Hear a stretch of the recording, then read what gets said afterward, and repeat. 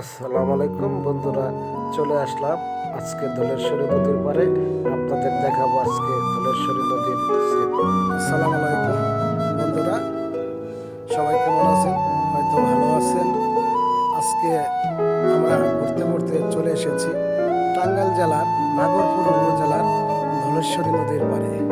এই ধলেশ্বরী নদীর অনেক ইতিহাস, অনেক দুঃখ বেদনা ভরাক্রান্ত ইতিহাস আছে।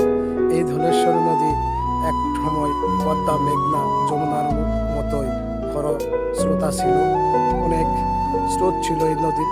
সেই স্রোত আজকে হারিয়ে গেছে, চর আর চর, নদীর সেই ধারটি নেই।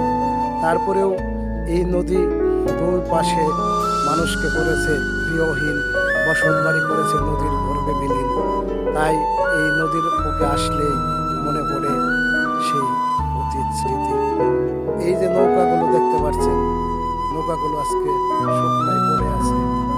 পানির অভাবে এই নৌকাগুলো শুকনাতে ভাসমান।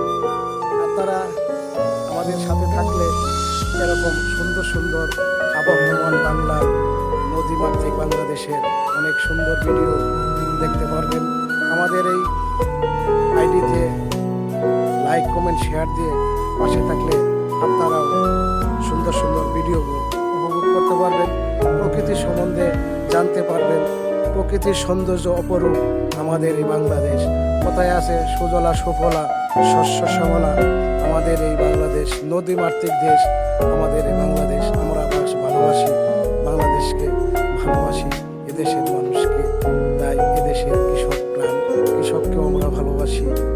কৃষকেরা ঘান গিয়ে তাদের কাজ করে। এই যে একটা নৌকা দেখতে পাচ্ছেন, এই যে নৌকা,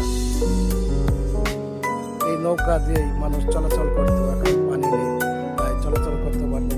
আমরা দেখতে পাচ্ছি একজন দর্শনার্থী এখানে নির্দিষ্ট সেই সুদূর পশ্চিমবঙ্গ থেকে এসেছেন উনি এই ধলেশ্বরী নদী উপভোগ করতে। পশ্চিমবঙ্গ মানে কলকাতা থেকে এসেছেন। ভাই, আপনি কি কলকাতা থেকে আসছেন নাকি? আপনি কি কলকাতা থেকে আসছেন নাকি? বাংলাদেশে। তাই বাংলাদেশে কোন জায়গায় ভাইয়া? টাঙ্গাইল। কোন থানা?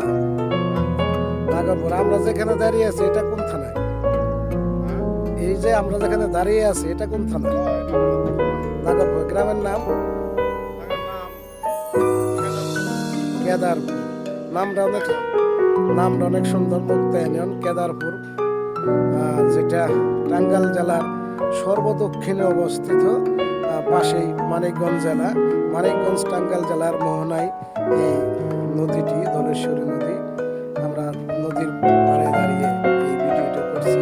যে যেখান থেকে দেখছেন আপনারা এই ভিডিওটি দেখলে আপনারা লাইক করুন, শেয়ার করবেন। আমি সুদূর জামালপুর সদর থানা থেকে এসেছি এই সৌন্দর্যময় নদী উপভোগ করার জন্য, প্রকৃতি উপভোগ করার জন্য। আপনারাও দেখেন, বাচ্চারা খেলাধুলা করছে। বাবু, তুমি কি করতেছ? খেলতেছ? কি খেলো এটা? কি খেলা বলে? বালি। বালি দিয়ে ঘর বানাচ্ছ? এই নদীর নাম জানো তুমি? জানো না? জানো না? এই নদীর নাম ধলেশ্বরী, জানো তুমি? আগে জানতা?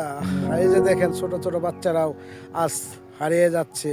তারাও স্মৃতিশক্তি কত মন্থর।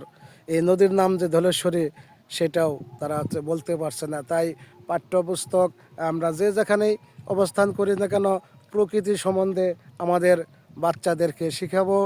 আমরা প্রকৃতি ভালোবাসি দেশকে, ভালোবাসি দেশের মানুষকে। ভালো থাকবেন। খোদা হাফেজ।